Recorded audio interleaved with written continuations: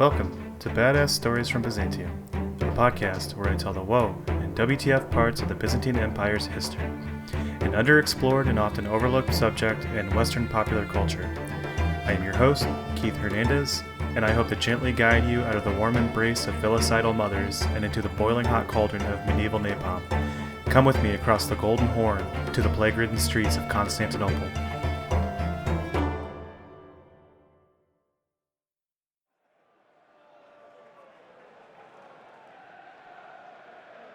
It's a fair spring day in 542 CE Constantinople. Chants from thousands of chariot-crazed fans, akin to soccer hooligans, wearing blue and green, echo against the hippodrome's 60-foot stands. Emperor Justinian sits content, watching the charioteers rocket down the length of 4.5 football fields, himself riding on a new high few Roman emperors have had the pleasure to feel. Justinian's confidence wasn't without reason. In the last decade, he has overseen the compilation of the empire's numerous enactments, going back a millennium, and unified the code of law in Corpus Juris Civilis, a text that would go on to influence civil law and autocracy in Europe in the Middle Ages, and serve as a foundation for many modern governments. The Hagia Sophia, its glimmering dome towering above on one of the city's 7 hills, has been built out of the ashes of the Nika revolt, which destroyed half the city a decade before. A recent victory in the east at the Battle of Dara by his most talented general, Belisarius, has humbled the empire's great rival, the Persian Empire. But perhaps most important has been the reconquest of the Western Roman Empire, well underway with the capture of North Africa and key Italian cities, including the empire's namesake, Rome. God seemed to smile upon the empire just before the demon came. Thousands of hooligans would soon return home, hoarse and tired, walking through wide thoroughfares, busy marketplaces, and mosaic-filled churches. Many would notice a fever in the coming days, followed shortly after by buboes, a swelling in the groin, armpits, behind the ears, or the thighs, some growing to the size of melons and bursting open, spewing pus. Delirium, with vivid hallucinations, sometimes of headless men, would come just before death. All of this within 3 days of the first symptom. Within 4 months, half of the city's 400,000 inhabitants would be dead or dying from what is now understood to be one of the 3 major plague pandemics in human history, the Plague of Justinian.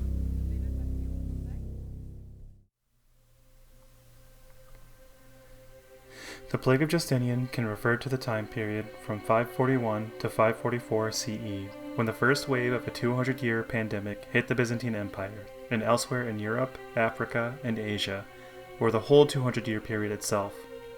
Modern estimates put the mortality at 15 to 100 million, with each resurgence killing off 10% of the population. During these times, there was a pestilence, by which the whole human race came near to being annihilated. Now, in the case of other scourges sent from heaven, some explanation of a cause might be given by daring men, such as the many theories propounded by those who are clever in these matters. But for this calamity, it is quite impossible either to express in words, or to conceive in thought any explanation, except indeed to refer it to God. For it did not come in a part of the world, nor upon certain men, nor did it confine itself to any season of the year, so that from such circumstances it might be possible to find subtle explanations of a cause. But it did embrace the entire world, and blighted the lives of men, though differing from one another in the most marked degree, respecting neither sex nor age. Procopius, History of the Wars. The calamity, known simply as the plague, is a disease that causes high fever and swelling of the lymph glands, known as buboes. The disease, 68 to 78% fatal without antibiotics, comes from Yersinia pestis, a bacteria endemic in wild rodents. The microorganism is carried from rodents to humans via the flea, and though the plague has been transferable through this mechanism since the Bronze Age 4,000 years ago, criteria must be met for it to become endemic in humans. People must be in contact with an infected population of rodents and must be living in a place where fleas can flourish. A pandemic, like Justinian's plague, however, would require something far more combustible. It would require human traffic, such as sea trade, transporting infected rodents to densely populated areas, and an act from God. While the origin of the Yersinia pestis strain responsible for the Plague of Justinian is unknown, it is thought to have originated in the Great Lakes of East Africa. There it fed on a stable rat population without having to jump to humans, though it did. Another theory places the origin of the strain in Asia.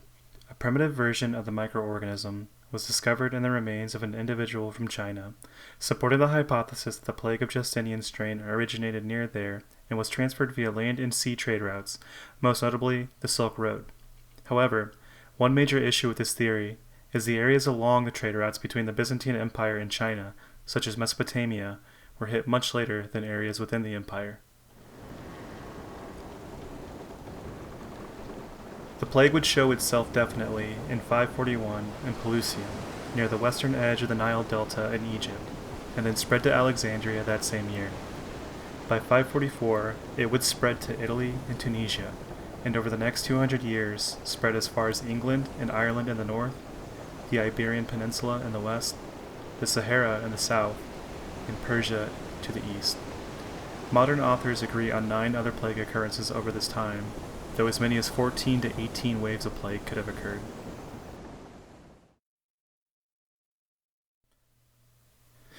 So if Yersinia pestis had been around for thousands of years by 541 CE, what took it so long to become endemic in human populations and spread across the known world?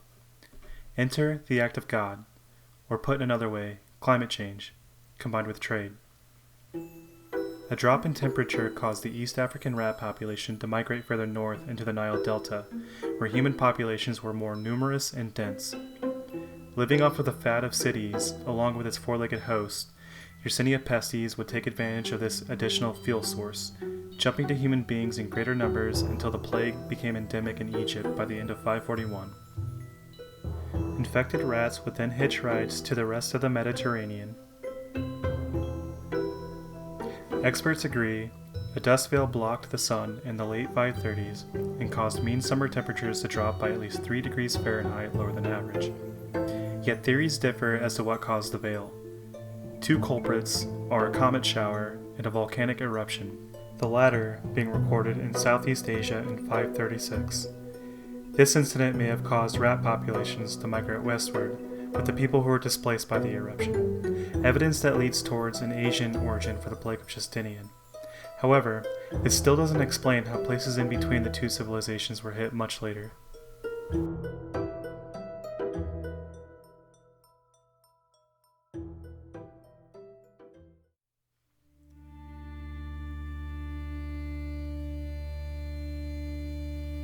The demon's first wave reached Constantinople in spring 542 CE, likely through grain transport ships from Alexandria, and lasted 4 months.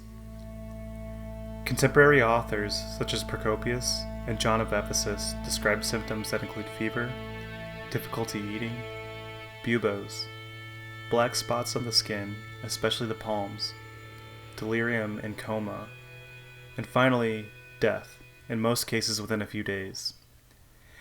Individuals suffering from plague would oftentimes be driven mad and choose death by different means, such as throwing themselves into the sea. Other recorded symptoms mean the plague could have taken on 2 of its deadlier forms.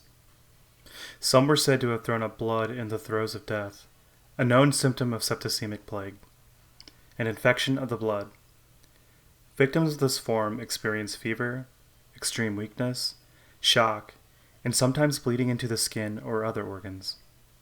Appendages may turn black and die. It is 100% fatal and could account for the more sudden deaths recorded in the first wave. Blood at the mouth may have also been evidence of pneumonic plague, an infection of the lungs. Coughing up blood combined with descriptions from Evagrius Galacticus of the disease jumping from person to person could be indicative of this form. Evagrius himself survived the less severe bubonic form of the disease as a child, and lost his wife and several children to the plague. Pneumonic plague can spread from person to person and causes rapidly developing pneumonia. The Center for Disease Control and Prevention considers this the most serious of the 3. There is not a lot of information to go on for treatment of the plague in late antiquity. Hospitals were available and numerous in Constantinople, chief among them St. Pantaleimon, with its vast estates not just for caring for the sick, but for providing food and beds for the poor. Large as they were, the hospitals were overwhelmed by the sick and the dying. According to Procopius, treatment consisted of rest, diet, and bathing, but most people were dead before they could actually see results. Some physicians tried lancing the buboes to little effect. Folk remedies, such as cold water treatment and touching infected areas with blessed objects, were widely used, though they rarely did more than act as placebos. Mostly there was nothing more to do than diagnose and ease the pain as much as possible. Recovery lasted 6 weeks for those who survived. Justinian himself survived about a plague, the Empress Theodora ruling in his stead until he returned from the grip of death weeks later.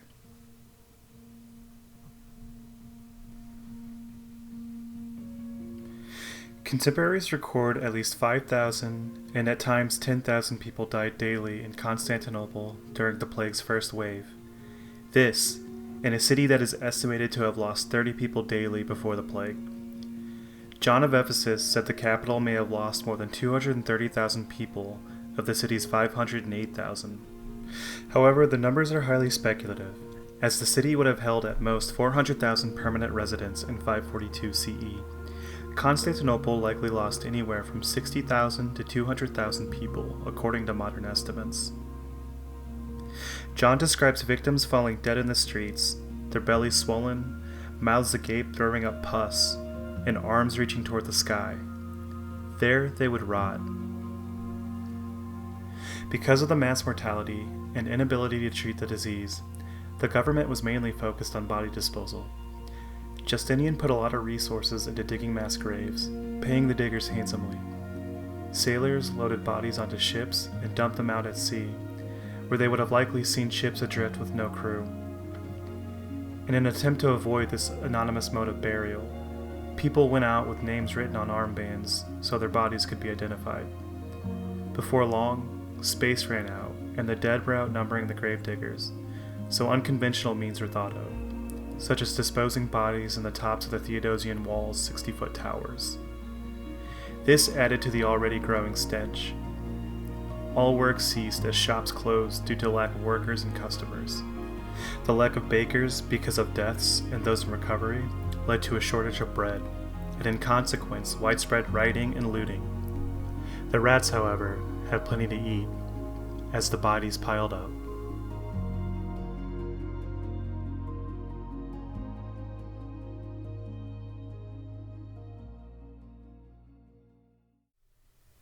As previously stated, witnesses turned to God to explain away the plague.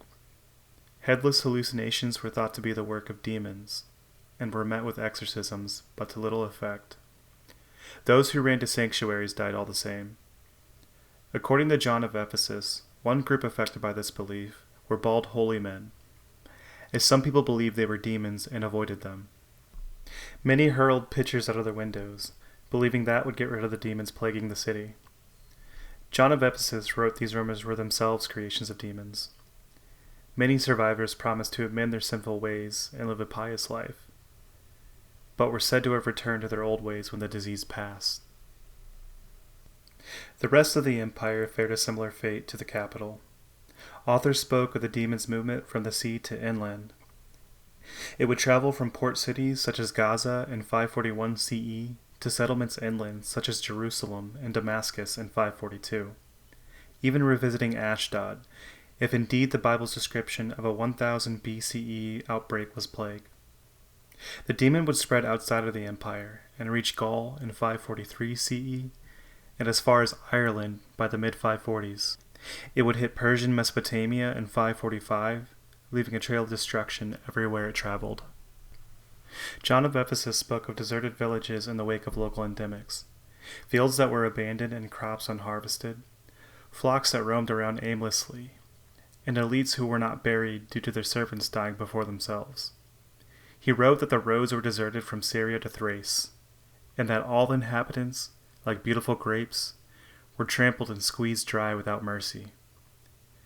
Quarantines were widely implemented to mixed success. One bishop was nearly arrested by municipal authorities after attempting to prevent farmers from entering his town on market days, and accused of trying to increase the price of food by manufacturing a famine.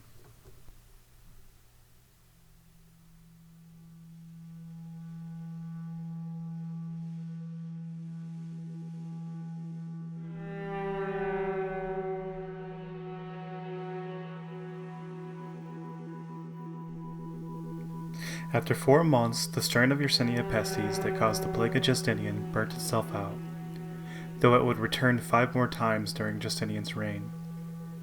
4 million of Justinian's 26 million subjects died within the first 2 years. The population would drop to 17 million by the end of the 6th century.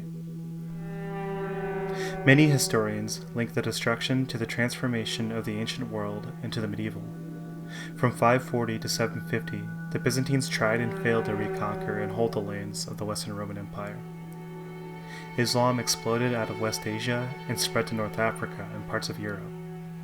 The wedge between the Orthodox and the Catholic churches expanded, and political systems, economies, and societies of Western Europe localized. Traditionally, evidence of population loss from the Plague of Justinian lies in an uptick of mass graves dating to the 6th and 7th centuries, the lack of new buildings and settlements throughout the empire following 540, the reconstruction of Antioch on a smaller scale after a major earthquake, suggesting a smaller population, and a declining tax base and military manpower needed for the reconquest of the Western Roman Empire. Because of the Byzantine Empire's inability to impose its will on the West, the Catholic Church grew in authority and would be in constant conflict with the Eastern Emperor, as both struggled for legitimacy. As demand for labor increased in the kingdoms of the former Western Roman Empire, so did the wealth and status of the peasants, leading to an economic and population boom in those kingdoms, solidifying their independence and further dividing the Catholic Church and the East. Finally, the followers of Islam would rise up and overtake the Byzantines' long-standing rival, the now weakened Persian Empire, creating an even larger threat along the empire's eastern border that would eventually lead to the Roman Empire's downfall in the 15th century. As Justinian looked down upon the Hippodrome's chariot races in spring 542 CE, there was no way he could have predicted the calamity that was to befall him. The fall of one of the greatest empires of the world would certainly require a great explanation, which some scholars are now saying may be more fiction than fact. A recent compilation of evidence shows the effects of the Plague of Justinian on the Mediterranean world may have been exaggerated, or even more, non-existent. The centuries during and after show continuity on many fronts, suggesting the necessity for a more nuanced and localized study of areas that may have experienced higher mortality due to individual plague epidemics. According to this research, textual evidence from contemporary authors such as Procopius have been misused, as Procopius himself writes about the plague in less than 1% of his work. Inscriptions and papyri show very little to no indication of the plague, its reoccurrences, or the effects thereof, while natural disasters are heavily recorded during this time. Political continuity can be seen, as the number of laws being passed changed little after a drop-off a decade before, as did the amount of surviving papyri used for administration. The ratio of gold to bronze in coins and the circulation thereof did not change during the 540s, pointing to a stable economy. Evidence for a population drop-off is also scant. There is no evidence for a disruption of land use as there was during the Black Plague of the medieval era, and Yersinia pestis has only been found in 2 of the 40 known mass grave sites from the 6th and 7th century Mediterranean region in Europe.